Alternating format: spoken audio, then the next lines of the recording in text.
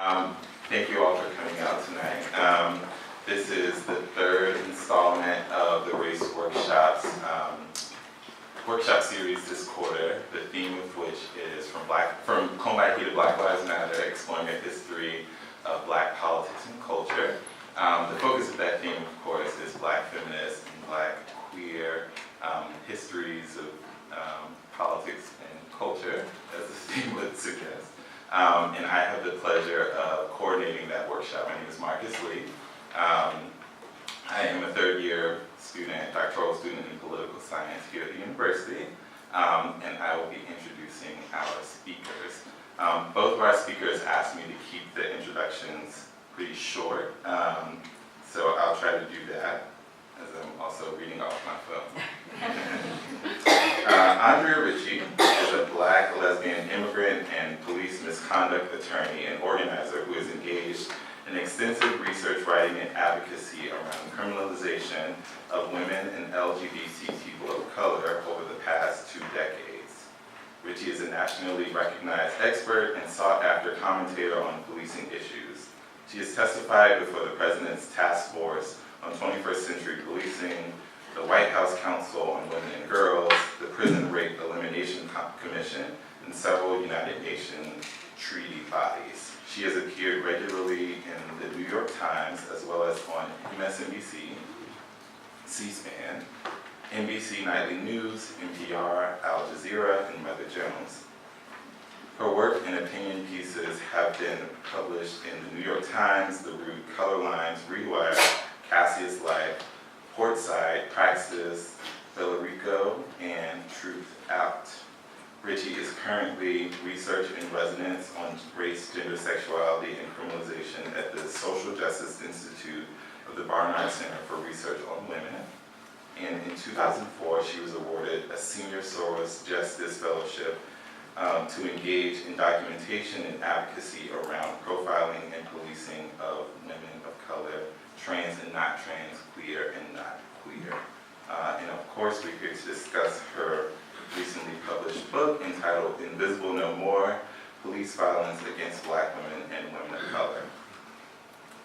In discussion with Ritchie, we have Professor Cathy J Cohen, who is the David and Mary Winton Green Professor of Political Science. She has served as Deputy Provost for Graduate Education and is former director, or actually current interim director, of the Center for the Study of Race, Politics, and Culture here at the university. So I'll keep it short there, and welcome up here.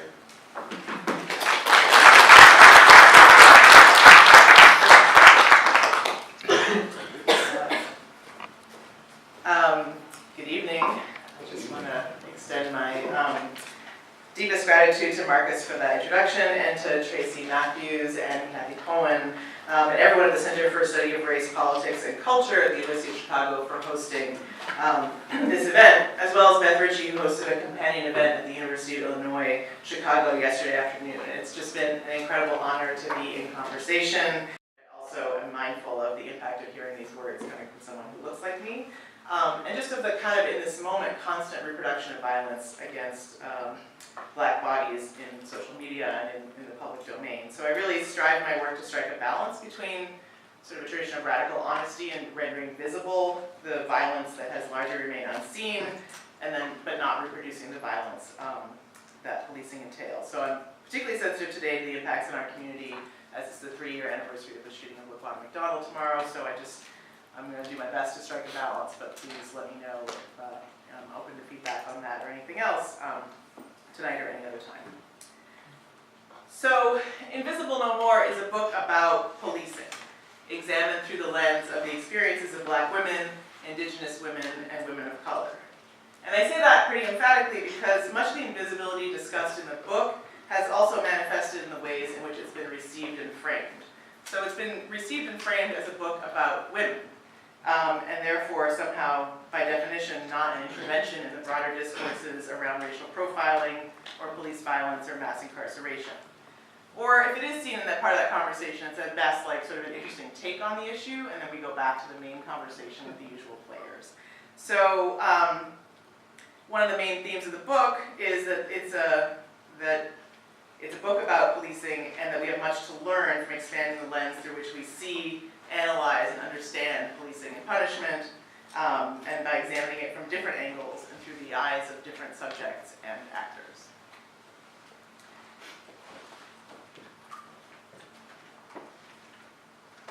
So Invisible No More essentially confronts the continuing invisibility of Black women and women of color in contemporary national discourse on mass incarceration. And that invisibility persists in spite of the fact that women remain the fastest growing prison population and have been over the past 4 decades, increasing by 700% over that time frame and outpacing the growth in the men's prison population by 50% over the same period. And that fact continues to remain invisible despite the fact that Black women continue to be incarcerated at twice the rate of white women. Invisible No More also highlights the fact that the population of women in jail has been increasing at even twice that rate, so 14 times over the past 4 decades. So while women may not be doing as much hard time, maybe as their male counterparts, they're probably doing as much time, just in shorter stints, rolling in and out of jails through the revolving door of the criminal legal system. And perhaps most importantly, Invisible No More really works to pull back the veil on the policing patterns and practices that drive these trends in mass incarceration of women of color. And in doing so, to really produce a more deeper and more complete understanding of the operation and reach of the prison industrial complex and of the shape of anti-Blackness and white supremacy. It also challenges the invisibility of Black women and women of color whose lives are taken by police before they even enter a cell, whose deaths rarely produce the degree of sustained national outrage as those of our sons and brothers, and therefore don't widely inform our resistance. So for instance, it challenges the invisibility of women like LaTanya Haggerty, who was shot by Chicago police in 1999 right here on the South Side, the same year that Amadou Diallo was killed by New York City police. In LaTanya's case, it was a traffic stop and not a pedestrian stop, and the officer responsible for her death claimed that it was a cell phone, not a wallet that they mistook for a gun. And while Chicago rose up for justice in LaTanya's case, the rest of the country did not. And I guess if her story had become more iconic in the way that Amadou Diallo's did, maybe we wouldn't still be issuing a call to say her name in 2017 to raise awareness of Black women as targets of state violence. It's about challenging the invisibility of women like Betty Jones, who was shot dead as she opened the door in her home in West Garfield Park, answering because police were responding to a call for help in a domestic disturbance. And it pulls back the veil of invisibility around the experiences of women like Franki Perkins, who is a Chicago mother of 3 who was a casualty of the war on drugs. She was choked to death by Chicago police officers on the West Side, who later claimed that they had seen her swallow a bag of drugs. And no drugs were found on her or on her body. But in her case, these deeply entrenched profiles of Black women as drug users, drug couriers, and drug concealers proved to be fatal. And Invisible No More also challenges the invisibility of other ways in which such profiles inform the ways that the war on drugs is waged on the bodies of Black women, like the women who were profiled and searched and subjected to really humiliating and degrading and abusive strip searches by Customs and Border Protection officers at the O'Hare Airport in the 1990s, or like Sharnizia Corley, a 22-year-old Texas woman who in 2015 was subjected to a very public vaginal search on the side of the road at a gas station by an officer, again, who claimed to have smelled marijuana on her when he pulled her over for failing to stop at a stop sign, which how many of us have failed to stop at a stop sign? Right.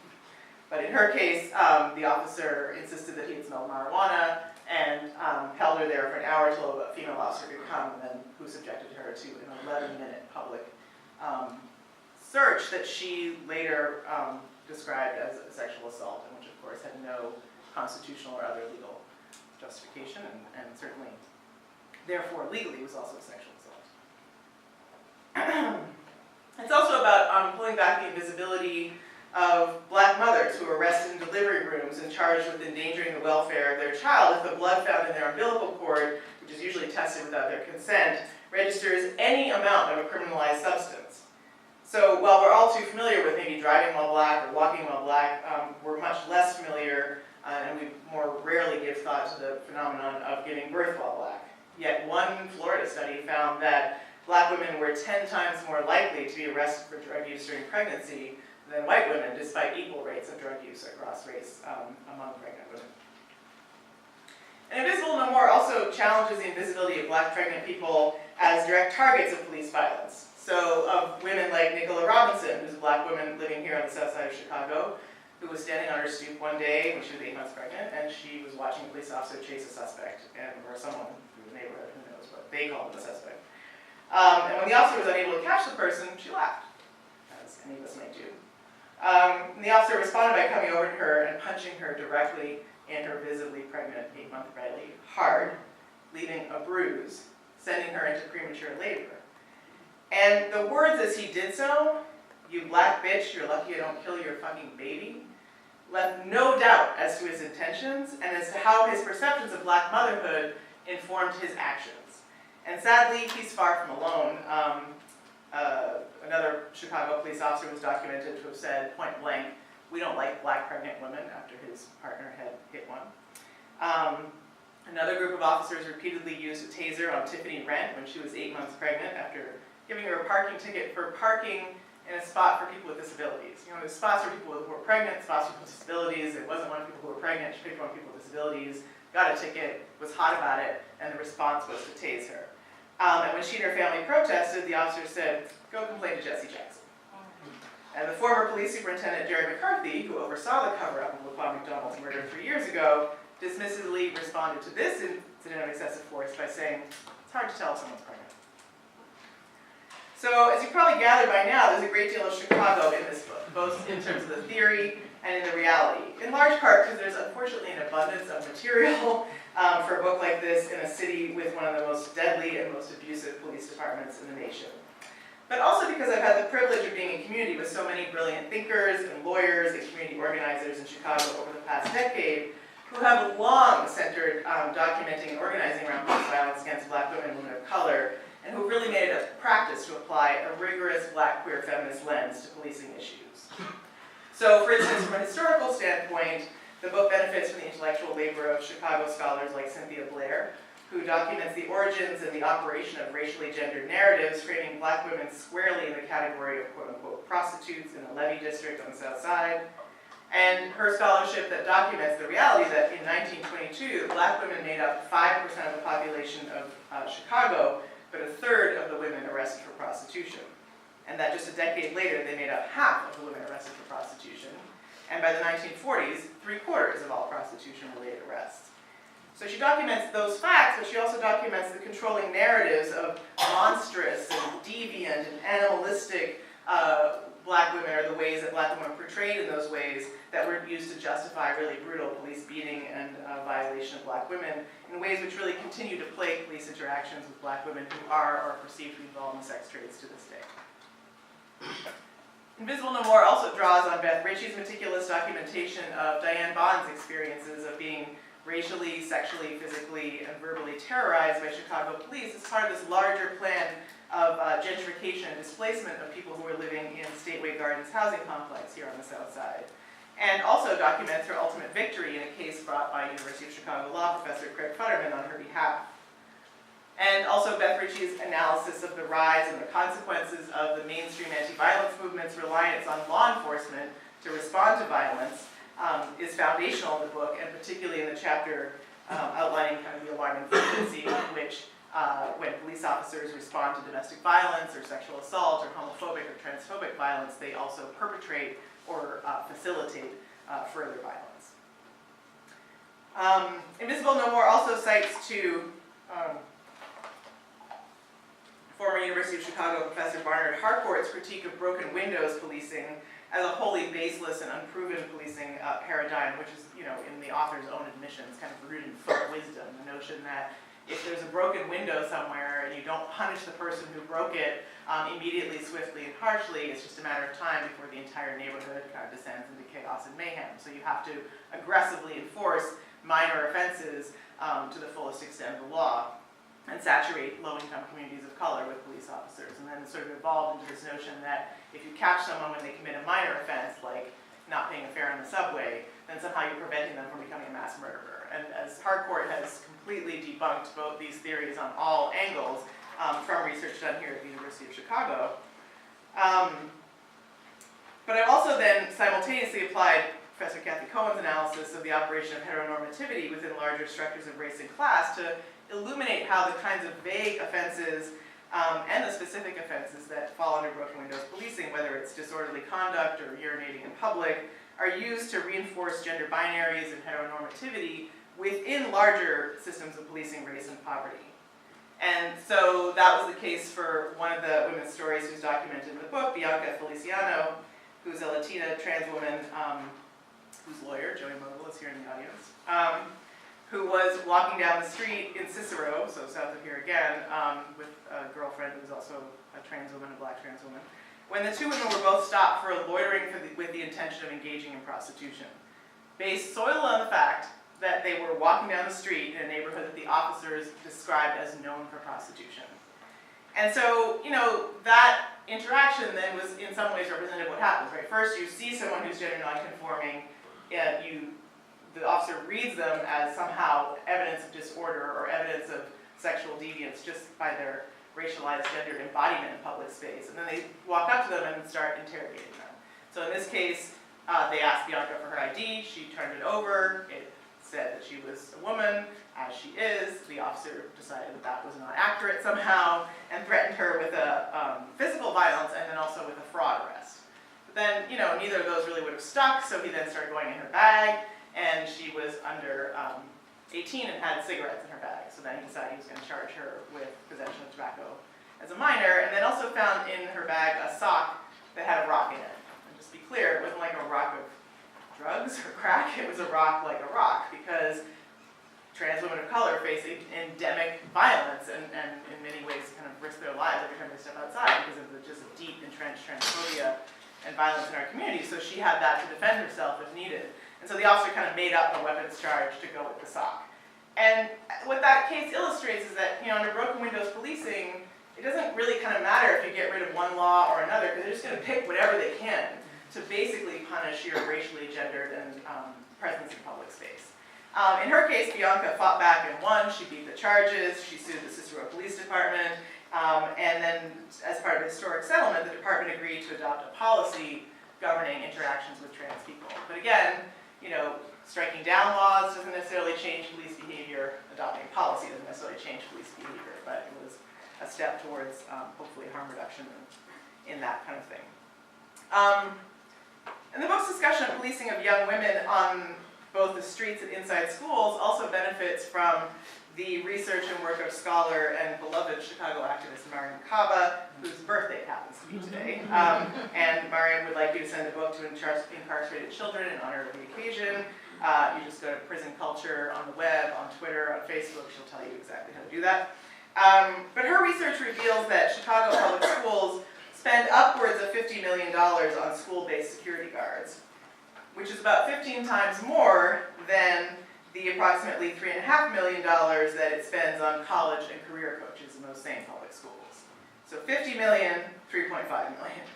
And that pervasive police presence translates into pervasive policing and criminalization of black women and girls. So according to her research, from 2010 to 2014, young women, the vast majority black, made up a third of the arrests of youth in Chicago schools. And young women were frequently arrested for disorderly conduct and miscellaneous minor offenses like the ones I was just talking about, much like they are in the community. So it ends up being about policing young women's racially gendered bodies and behaviors in public schools with the presence of these police officers. So Chicago is not only an inspiration in terms of the theory of the book, but also in terms of the praxis of the book. So it's what people do with this information and this analysis that really also comes to life. So for instance, Mariam Kaba put her analysis of the criminalization, the racially gendered criminalization of girls and young women into action in a campaign around the case of a young woman named Tiwanda Moore, who was experiencing violence in her home from her partner at the time. She called the police for help, and when the police responded, they separated the two as they had been trained to do, but the police officer who went to talk to her, instead of asking her what happened and the violence that she experienced and what she needed to feel safe, sexually harassed and assaulted her. So she later went to the police department to complain about this because that's not what's supposed to be happening under any set of circumstances. And the officers who she complained to tried to dissuade her from pursuing the complaint and kind of raise the fact that she had at some point worked in a club dancing and maybe nobody would believe her and maybe she should just drop the whole thing. So she, at some point, got very upset and started recording them on her phone. Unbeknownst to her at that time in Illinois, you had to have the consent of both parties to record a conversation. So now former prosecutor Anita Alvarez decided that she was going to prosecute Tijuana Moore for wiretapping and took her to trial and made her stand trial for 2 years until she defeated those charges. The officer who sexually assaulted her, no consequences whatsoever. So Tijuana Moore's case illustrated two things. One, if you come forward to complain about police sexual violence, you're the one who's going on trial, not the officer. But two, the way that she was able to challenge that and take it to court and then take a civil case to court with the support of the community and people who packed the courtroom every time she had to appear shows the power of organizing when we center the experiences of Black women and girls who experience racially gendered forms of police violence. And many folks think about the Buy Anita campaign being rooted in her cover-up of the Laquan McDonald case, and it is. But it's also rooted in people like Mariam Kaba never forgetting what she did to Tijuana Moore and really having a fire in her belly about that, and that was part of the reason she was motivated to go.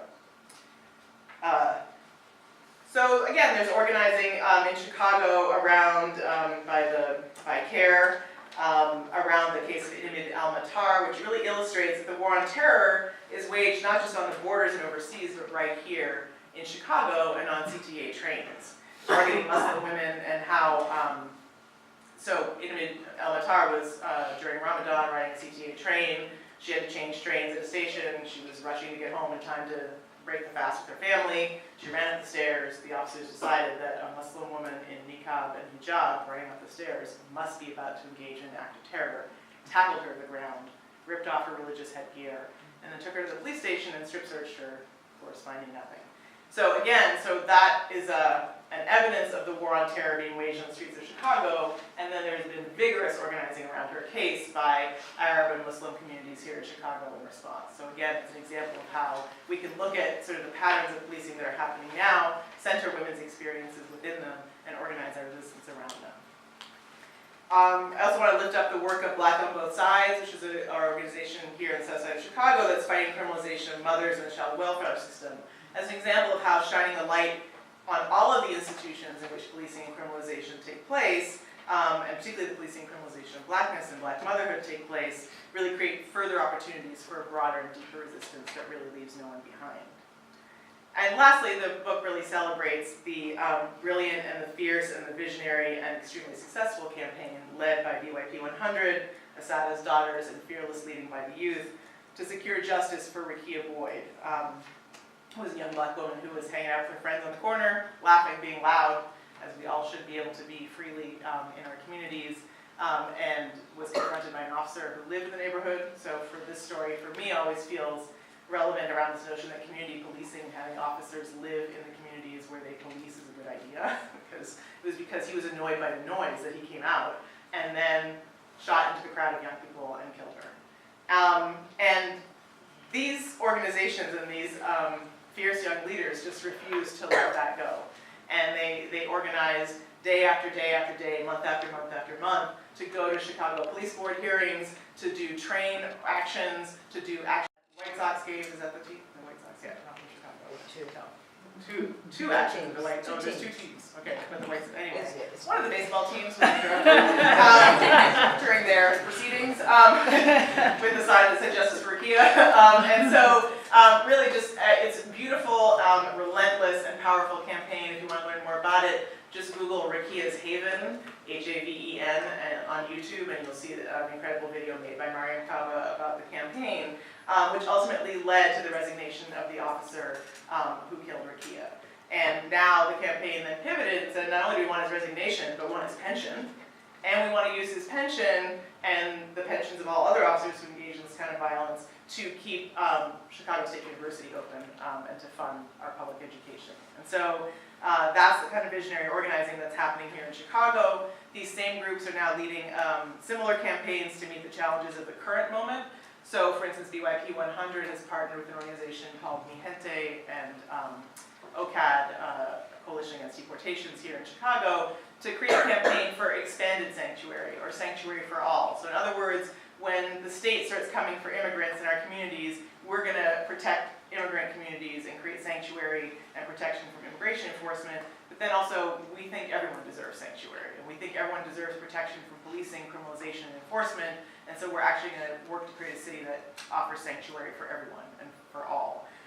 So they're leading that campaign, and again, you can find more information by Googling Sanctuary for All.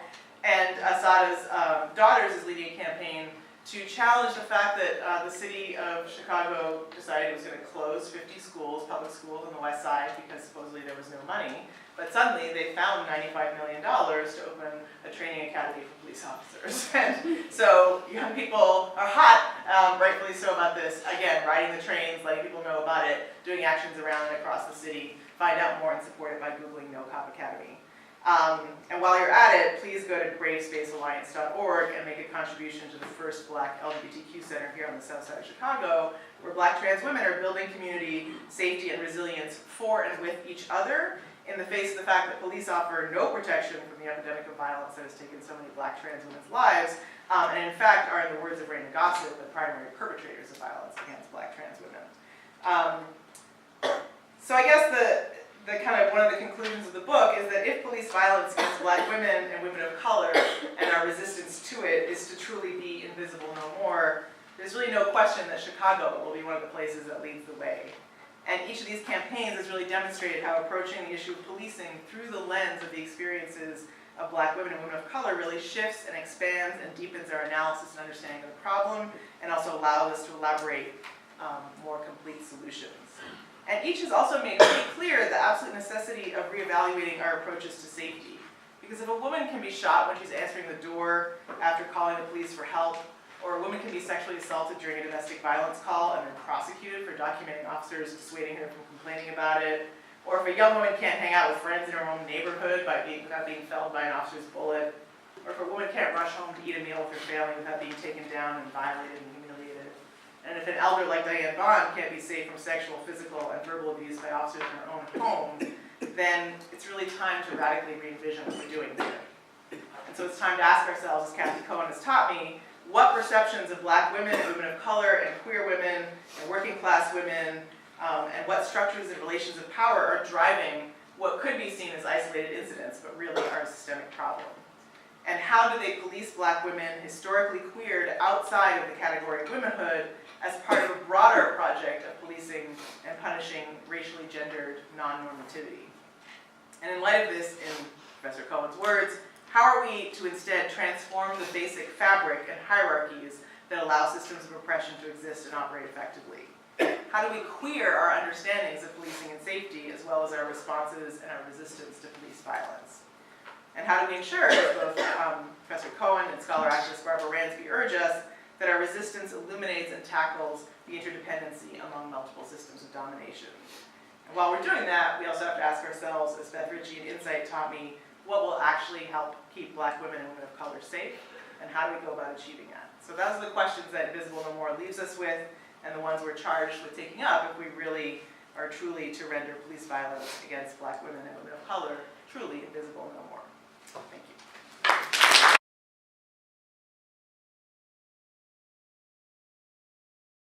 All right, so we are, can everybody hear us? Fantastic. We're going to engage in a really expanded sense of what conversation is, because I'm going to ask you questions and you're going to answer, and we'll call that conversing, let's say. And I guess I want to start, first of all, by just saying how important the book is. And I said it to you earlier, also how hard it is to kind of sit down and read the book, right? The kind of brutality to Black women, cis and trans, to girls. You know, you're reminded, and I think necessarily reminded of the systemic nature of that. And that's, you know, that's just hard. So I'm wondering if we could start there maybe. And if you might say a bit about how you came to write the book. You know, you have a long history of activism that you kind of glossed over and we didn't hear about. You know, why the book, and maybe a bit about how the lead up, you know, I know you put the book away and then came back. how that process also changed you. Wow, those are big questions. I know, but in 2 minutes or no. Yeah. I mean, I started collecting information about cases involving police violence against Black women and women of color in Toronto, where I was living in my mid-20s, where I was actually working in the anti-violence movement, and was asked to be part of a process of kind of evaluating how police officers were responding to sexual violence. And so at the time that was about reform, and I was like, oh yes, we could reform this, make it better. And then what we kept hearing from women was how police officers were committing sexual violence. And so I was like, wait. And this was around the time that Rodney King had been beaten on camera, bloody, and there was uprisings when the officers were acquitted in state proceedings. And I was one of the people who flooded into the streets and was in one of the biggest protests in Canadian history and around racialized police violence. And then I was like, but wait, why are we not doing the same thing when, you know, a grandmother tells me about being dragged out of her house half naked and then left in a cell like that for hours at a time after having walked through a gauntlet of police officers to get to the cell? And why is that not outrageous? Why are we not in the streets about that? Why are we not in the streets about a Jamaican woman who was strip searched on a corner in Toronto because the officers thought she looked like a drug dealer, whatever that means. And so I was like, well, maybe it's because it doesn't happen that often. So then I just started collecting it. I was like, no, it's happening a lot. And then when I started writing the book is because I was like, oh, someone must have written a book about this. And then I looked around and was like, no. So then I started writing articles and just kind of raising the issue, but I was like, oh, someone's going to write a book about this. And really got caught up in actually doing work around it and thinking about what organizing would look like as part of Insight, working with Beth and other people there, and put out a toolkit for organizing around these issues, and just kind of kept getting distracted by actually doing the work. And then there just came a point where there was a lot more conversation about police violence against Black women of color. And I would look around my apartment and there's like boxes and boxes and boxes of books with stuff going back to 1986. And I was just like, I should give this to people. I should make this available to people so that folks can do with it whatever they want to do with it, find it useful or not. But I remember doing a workshop at a conference where I was talking about some of the sort of preceding work, and people who knew everything about police violence against Black women and women of color from 2014 on were shocked to hear when we did a timeline exercise about all the organizing that had happened in the 80s and the 70s. Never heard of Joe Little's case. They never heard of organizing in the 80s in New York. They hadn't heard about Company River Collective organizing around police violence, and they hadn't heard also about all the work that Insight had done. And so I felt like, well, let's kind of pull it all together in one place. Can you say a little bit? I'm not sure most people know what Insight is. So Insight's an organization that was founded in 2000 by a group of women who were many based in Chicago, including Dr. Cathy Ritchie, who was at USC. And they were frustrated because they were in the domestic violence movement too, and in the sexual assault movement too, and having similar experiences to the one I'm describing, which is, wait a minute, we keep talking about the police as the answer to this problem, but the police are contributing to this problem, particularly for women of color, particularly for women who are marginalized or living at the margins in many different ways. And so they just got tired of holding caucuses of people of color in these larger white organizations and decided they were just going to go start their own, and that they were going to start an organization where we were going to talk seamlessly about state violence and interpersonal violence and how those two things actually reinforce each other, and how women who are vulnerable to state violence are also more vulnerable to interpersonal violence and vice versa. And so that's the organization that started, and within that it just made a natural political home for work talking particularly about police violence against women of color as part of making the case that we shouldn't be relying on police to address violence. So I want you to go back because you said why are we not in the streets, or why are we not? So I want you to say a bit about kind of how we might understand why we aren't in the streets, right? Because some people, of course, are in the streets, but how do we understand kind of both the response to and the demeaning of violence, and in particular state violence against Black women or women of color or Muslim women, but also not just how the state reacts, but how even in Black communities there's a lack of fully grasping and kind of embracing the need to kind of mobilize and resist the violence that Black women in our own communities experience? Well, one, I want to say, pushback. One, I want to say that I don't want to erase the resistance that Black women and women of color have always brought to the situation, right? So I think like people, right? So people organized around Audrey Smith's case in Toronto. It was just 5 Black women who went every time with her and allies. It just wasn't. No one was like filling the streets. That was the difference. But I get asked that question a lot. I don't know if I know the answer. So what do you think is the reason? You're estimating this But you've been thinking about these issues for long. Well, I mean, I do think about kind of the ways in which who we value, who becomes, I mean, we've all talked about this and written about this, right? Kind of who are the kind of accepted and respectable subjects of both progress, who can represent Black communities, and that's often an easier narrative of men, right? There's the ways in which, I mean, this is your answer. There's the ways in which But I learned it from media, no. There's the ways in which kind of a media narrative about the experiences of Black men, even if we go back to thinking about slavery, right? And I think what you do, for example, in the first chapter of this book, is to tell a different story about the history, for example, of slavery and slave codes and Black codes and Jim Crow, and the way in which women, Black women, right, fit into that narrative that is completely or often missing in terms of how we understand something as simple as what we would call our history. So, I mean, I feel like for that I was able to draw a lot on the work of Angela Davis, which she ironically wrote while she was incarcerated, right? And was sort of talking about, like, reflecting on Black women's role in the community of enslaved people when she was caged. And so that, to me, has always been particularly striking. But the reason I ask you is because I've been struggling to figure out the point at which, like, is there a point that we can pinpoint where violence against Black women became invisible in ways that violence against Black men did not? And I've been struggling. So I ask people, like, what's the first image that comes to mind when I say police brutality? And people, like, it's generational, but it usually tends to be cisgender heterosexual men. And I ask, what's the first image, et cetera, et cetera. And then at the end I say, what's the first image that comes to mind when I say violence against women?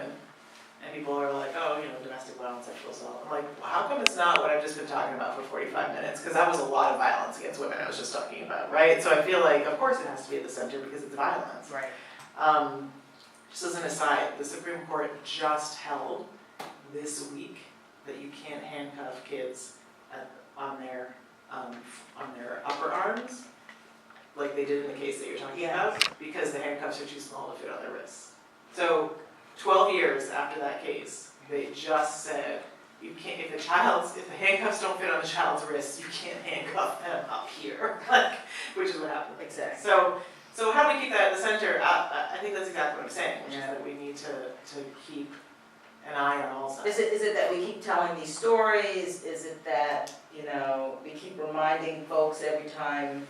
Because I don't think you're saying that we shouldn't be talking and mobilizing around Mike Brown or Freddie Gray, but that we have to expand, sadly, the people that we see as central to this struggle and to the resistance. Because I think that then we again see sort of more about how similar things are happening. So I start the book actually by paralleling some cases, right? So I'm like, we should absolutely talk about Freddie Gray, and we should talk about Alicia Thomas, who also died in a car on the way to the precinct because an officer abused her and kicked her to death, basically, in combination with whatever condition she had, in a very similar way to Freddie Gray. So what do we learn from those two things? Like, we learn that Black bodies of all genders are not valued. We learn that, and are abused in this context. We learn that you're likely to wind up in a police van and die when police are doing broken windows policing and waging the war on drugs, like Freddie Gray.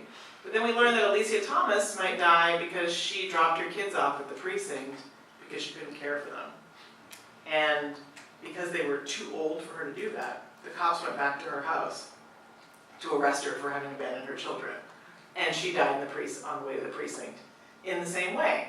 So what that tells us is this is how we can build solidarity across all genders, all sexualities around similar and shared experiences. I think that books about Paul Butler's book called Chokehold talks about, it's called Chokehold Policing Black Men, it talks about police sexual violence. Yes, it does. But anyway, Sure okay. does, yeah. But he talks about police sexual violence against black men, and I think if we talk about it as experienced by black men, transgender, non-conforming people, and black women, what a powerful movement we would have just to actually start talking about police sexual violence and about what we're doing and about how the police are sexual violence. And so what are we doing to address that?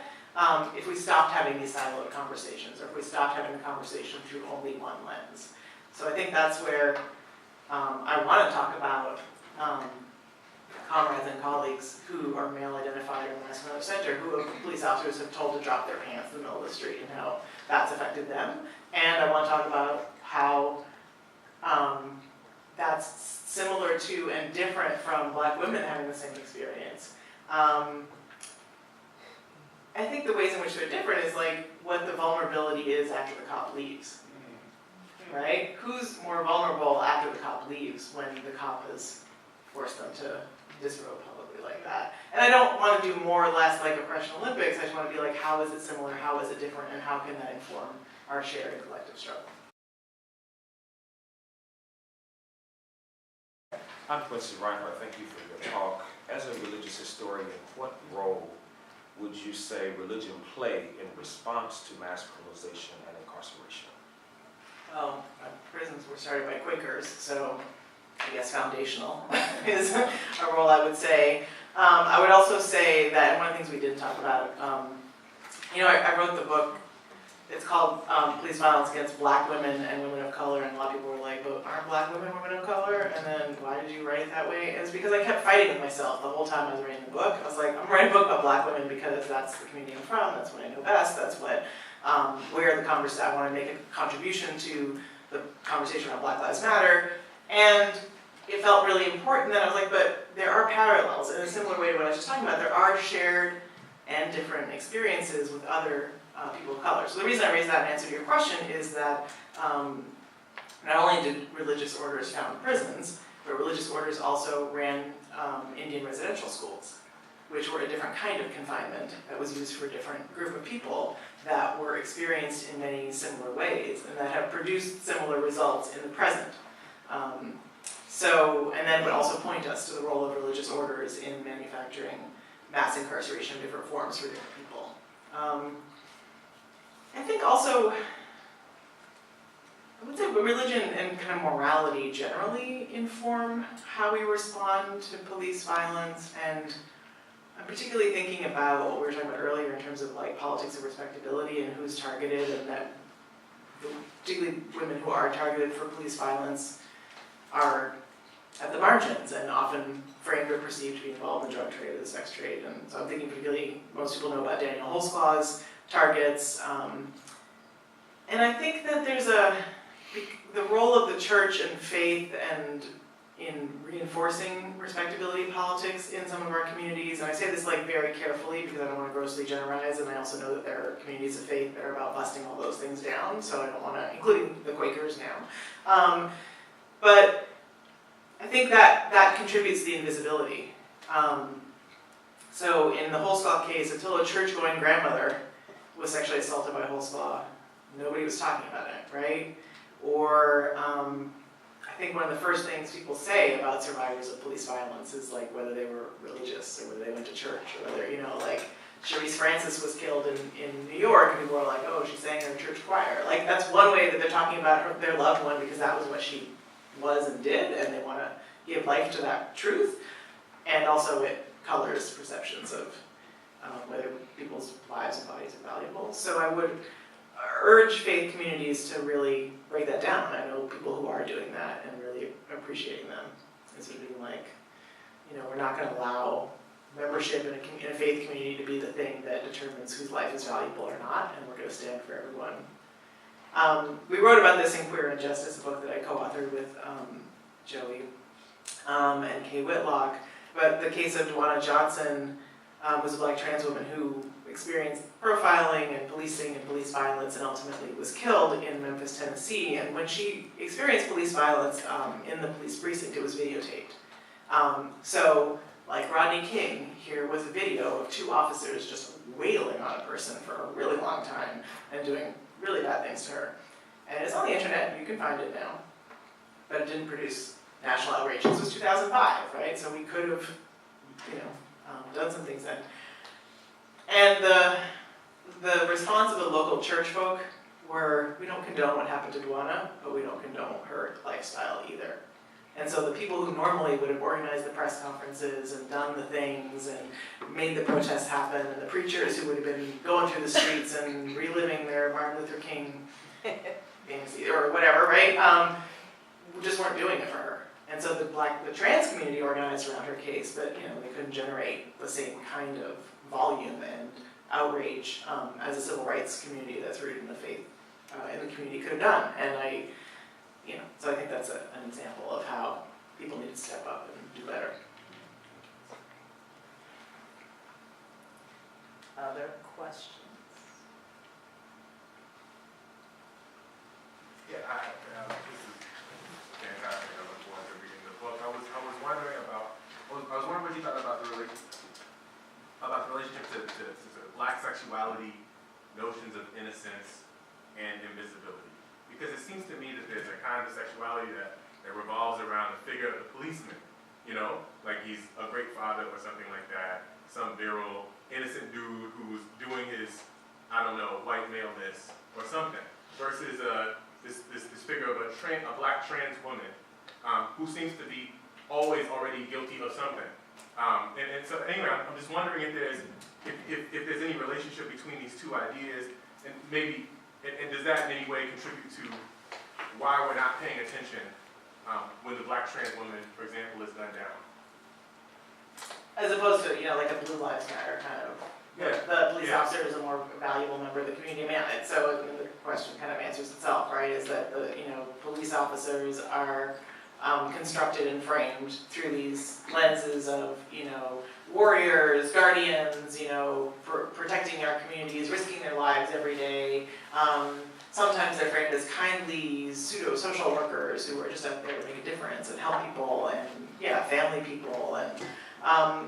I find that particularly challenging in the context of police sexual violence. It just that's another question I would love your thoughts on. I had 16 questions. But we got to I would love your thoughts on what is it about police sexual violence that no one wants to talk about? I think, because it's sexual, no one wants to talk about sexual violence. Periods. Yeah. We certainly don't want to talk about sexual violence on the part of the people we decided we were going to trust to prevent sexual violence, because that then calls into question our whole strategy in ways that we don't want to do. And then also, it's scary. It's like, wait a minute, now there's these people who are supposed to be the ones who protect us are literally, certainly that was my experience. I was like, oh, okay, clear now about your role and that you are not going to protect me. Got it, thanks for the message. And so I think that those respectability kind of constructions of police officers also get in the way of that conversation of us being able to see them as systemic perpetrators of sexual violence, even when police officers themselves will tell you that. Like literally, the former police chief in Seattle is like, oh yeah, it's a dirty little secret, or the former police chief in Oregon, Portland, is like, oh no, all the guys, it's a rite of passage. It's part of the job. It's one of the perks of the job that you go out and have sex with people in the community. That's officers will say, oh yeah, of course I'm going to respond to a domestic violence incident. I'm going to get to be your knight in shining armor. And of course I'm going to ask her on a date. The cops like, oh yeah, it's like shooting fish in a barrel. Like, it's just never ending. How systemic it is, but those narratives don't get traction because I think of what you're talking about. And then I do feel like, the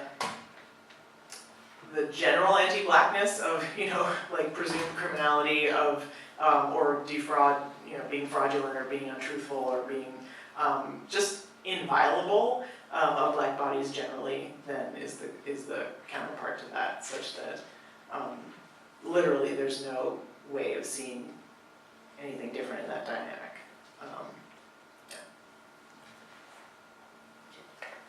So I want to ask, thank you for this, by the way, and I want to ask about kind of the ending of the answer is prison abolition, because I think the conversation is always fraught with, well, we have to do this first, or it's an iterative process, or there's always incremental approaches to prison abolition, and what do we have to do? And I think about, you talked about this a little bit. You talked about capitalism, and when we talk about like the mass criminalization of the folks that you're mentioning, you said there's 10 million arrests and 2 million folks in prison, but when we think about those 10 million arrests, I think about, this is a neoliberal system. We think about, like Cedric Johnson's work suggesting that that's because of like the abatement of like labor rights and social provisions and like kind of these fundamental social democracy issues that often end up creating environments where police are in closer proximity to communities of color, to poorer communities, communities that have more folks who are disabled, who don't have access to the funds to bail themselves out over things like tickets or minor infractions, or a tail light out, or whatever it might be that they get arrested for. And so, or you see it escalate in things like, people actually being killed over things like uncollected child support, right? And so I'm wondering, like, when we think about prison abolition and we think about mass criminalization, but we don't always start the conversation at thinking about how to dismantle this kind of neoliberalist framework that puts Black people in greater proximity to these systems that really are set up to annihilate us. How do we have that conversation, especially as it pertains to Black women, in a way that gives us some solutions to like think through what that future looks like, right? Because I think I'm the same way. I'm like, yes, prison abolition, this sounds great. I want to do that. But then when I start having the conversation or engaging with folks on the conversation, it gets hard. It gets really hard. And then I always think about systems like this, and I'm wondering, how do we grapple with those conversations? How do we think about places like East St. Louis and Ferguson and their proximity and their history? And thinking about, the fact that there was a Ferguson commission that didn't do anything except tell us what we already knew about neoliberalism, right? And these neoliberal cities, Chicago is a neoliberal city. Thinking about school closures and how they affect folks who are not being in school. They're not paying for jobs, they're paying for more police. They're not paying for young people to actually be inside of a school building. They'd rather have police somewhere chasing them down the street, right? So how do we? It just feels like a lot of pieces, and to me, it seems logical to start at the system, but I feel like we don't always know how to make that connection. I totally agree, and that's why I'm always like, people ask me, there's two questions I ask. One is like, why don't people pay attention to, Black killing, police violence against Black women? And I'm like, well, why don't they? But then also, I'm talking about like mainstream media here. The other thing they say is like, well, but are you an abolitionist? I'm like, yes, and like, I want to look at how our society is constructed generally, and how survival is criminalized generally, right? And how you, you marginalize and you eliminate economic opportunity for a huge, and keep people at the margins economically on purpose, and then criminalize them to make sure they stay there, Right. and then criminalize whatever they do to survive, right? So it's like, oh, okay, this system, I can't get a job for all these reasons because it's structured against me, so I'm going to do hair braiding. Oh, wait, but you can't do that without a license, right? Like, literally, they're going to criminalize everything you do to survive.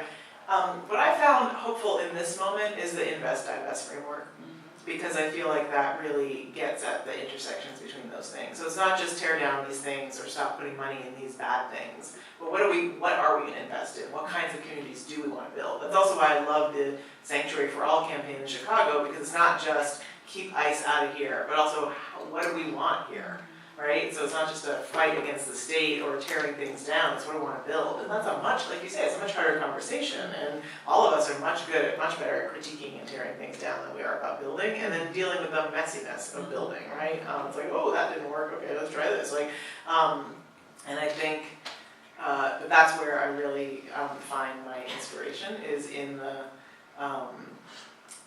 conversations that are happening now on invest-divest, in campaigns like No Cop Academy, to be like, okay, so a reform often that's offered is more police training, right? But actually, the things that we just talked about here and the ways in which Black women are perceived in society, there's no training out of that, right? And the ways in which Black women are economically marginalized in the ways that you're talking about and criminalized through every public institution, there's no training our way out of that.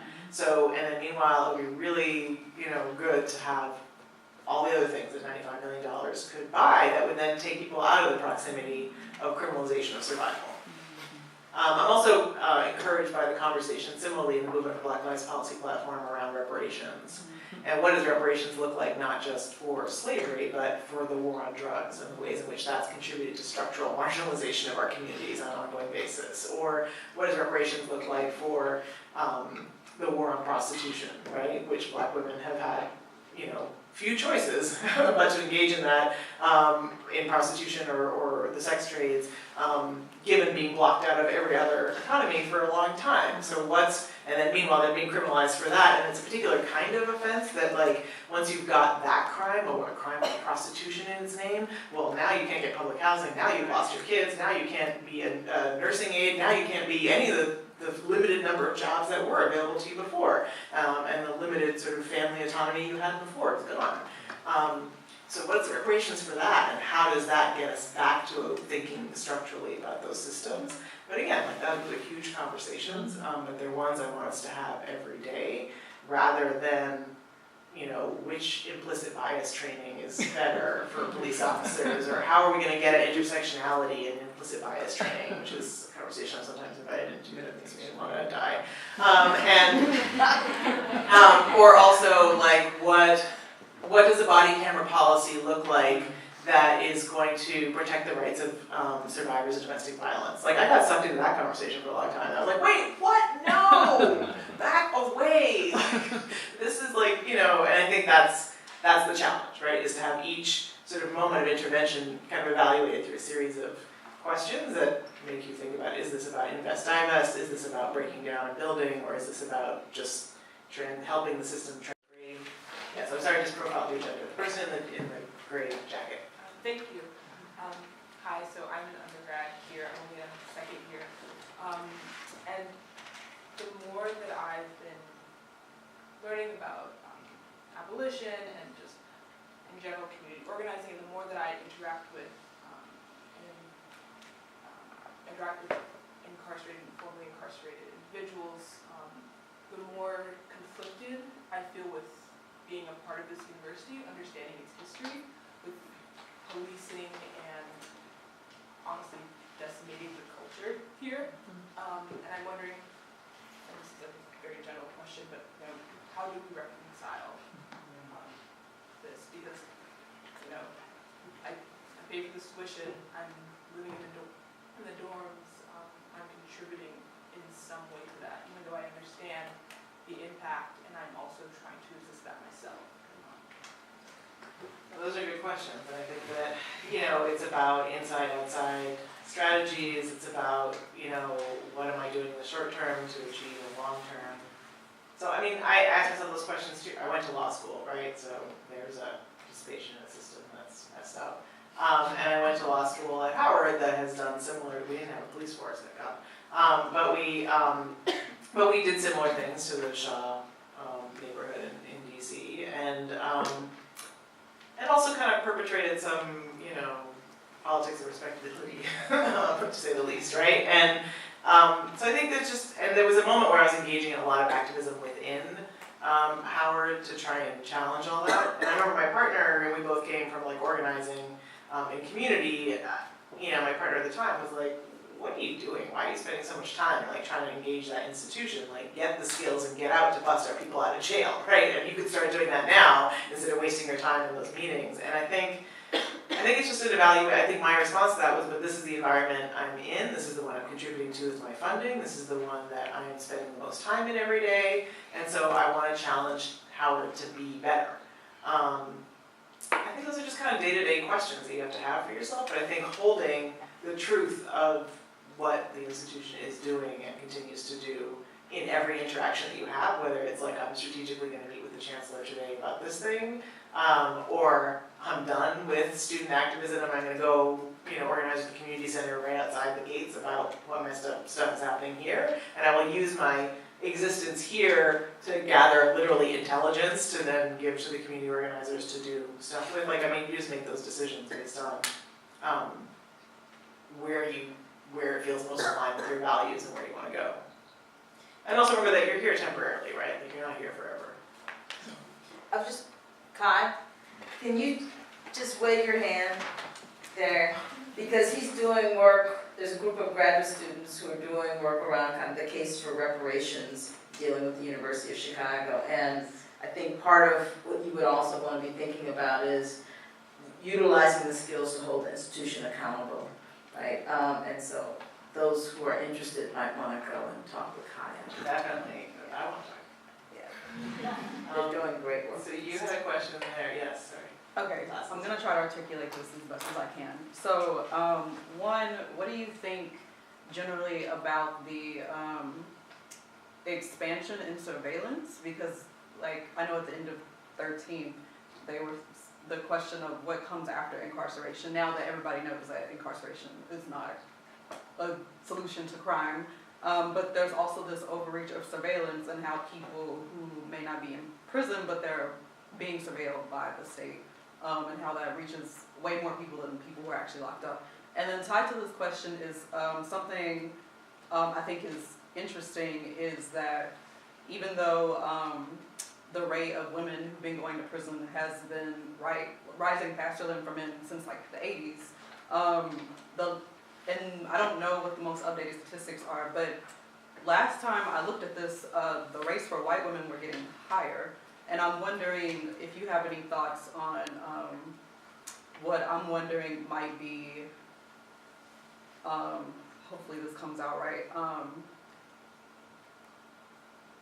with the rising rate of white women going to prison and also increased attention to the opioid crisis and how now all of a sudden people are concerned about incarceration and reentry. I'm just wondering if you have general thoughts, because I know when I saw those statistics, and it seemed like, I think for black women, it was kind of leveling off, and for white women, it was going up. And every time I turn on the news, there's something about the opioid crisis, and there's somebody talking about some white family. And so I was just wondering about your general thoughts on that. And then also, I think that also is connected to this overreach of surveillance, because one woman I interviewed told me was, and she was a black woman, she said that, you know, back when I first started going to prison, it was mostly women of color, and now you're seeing more white women, and it seems like everybody's getting their turn. And so I guess, hope that makes sense, but that's what I'm thinking about. No, it totally makes sense, and I think that one of the reasons I always emphasize that black women are still being incarcerated at twice the rate of white women is because I think that people think that because the number of white women is going up, that somehow black women are now getting a pass, which is just not, it's not happening. Right, and they're not getting a pass in terms of the public strip searches and cavity searches, they're not getting a pass in terms of police sexual violence, like all the things that lead up to incarceration or are part of the systems of incarceration. So I feel like I really want to always be super emphatic about that. But I also get frustrated by, when we said, what's your reaction, like rage, you know, that, that, you know, there was this whole conversation in the 80s that I came up with around crack babies, crack moms, crack hoes, that was about like just dehumanizing black women in ways that were just so violent and so painful and so like encouraging of violence and now we have all this sympathy for people who have an addiction to a different substance because of who they are. And that's been true historically, right? Like the first opium or opiate sort of trend in this country was also white women, like, you know, taking those smelling salts that they, you know, were having laudanum or, you know, that you see on Downton Abbey or whatever, right? Like I think people were doing a lot of opiates, like white women were doing a lot of opiates at the turn of the century, but the only time that became a concern is when they saw white women securing their opiates or using their opiates in the company of Asian men. And then they were like, oh no, we can't have this, right? And now we're going to criminalize opiates, and we're still only going to criminalize the Asian men who might be providing them or using them. We're not going to criminalize the white women. We're going to control and police and surveil them in different ways, right? By putting them in an asylum, for instance, perhaps, or something else. But we're not going to have the same response. And I feel like that's a similar thing that's happening now, right? Which is that we are going to folks suddenly have a much more sympathetic response. I haven't heard anyone talking about OxyContin babies, right? Like, or, drug testing, white women middle-class white women when they come in to give birth in their hospitals, for what they might be delivering through their umbilical cords, right? And I see just so much more empathy and services, and it just makes me so angry because it's just yet another way in which, society is saying Black lives don't matter, white lives matter, and so, yeah, and at the same time, of course, I'm excited about any conversation that's about a public health approach to any kind of problematic anything. Yet, I just came from the Drug Policy Reform Conference in Atlanta, and everyone's talking about how that stuff that we keep talking about, everyone's like, great, we're talking about public health now? Fantastic, let's go. And then Black folks who were meeting at the conference were like, but we know that we're not going to get that. Our people are not going to get that. So the shift in the conversation is never going to benefit Black folks who are still going to be criminalized in their other means or forced through drug court. So I think that's a disheartening sort of like fake positive move. And then I think the surveillance piece is something I really want us to think about when we think about alternatives. I think people are like, oh, drug courts, great things. No, drug courts are just another way of surveilling you, and often people do more time than they would have done for the original charge because they keep missing sort of requirements of drug courts and being sent to jail as punishment every time they test dirty.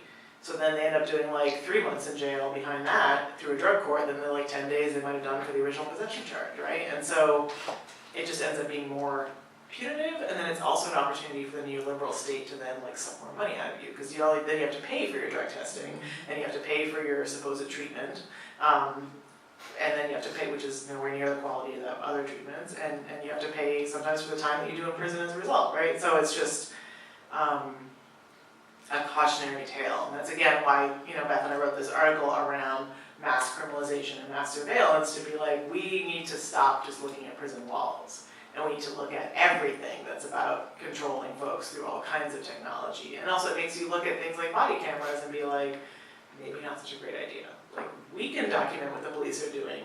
They always seem to lose the tape of their own camera. So, and meanwhile, their tape is now documenting us. And so to just look at kind of every option that's being put forward in terms of reform through the lens of how is this increasing surveillance and criminalization.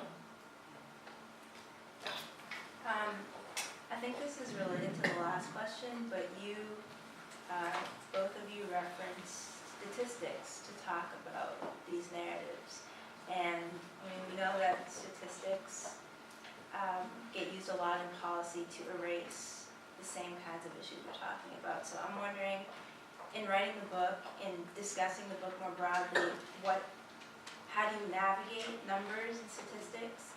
And can you speak a little bit about the relationship of statistics to power? Yeah. And surveillance. Right. So one of the things that happened when I was writing the book is my editor, who's Jill Petty, who's here in Chicago and now works for Northwestern Press, I'd send her drafts and she'd be like, you have any statistics to back this up? Or more recent statistics that are from like 1980. And my answer was usually no. And the reason is that people just don't bother to analyze existing data in a way that would make the experiences of Black women visible. So I just saw this the other day and was like, are you kidding me? Like the Vera Institute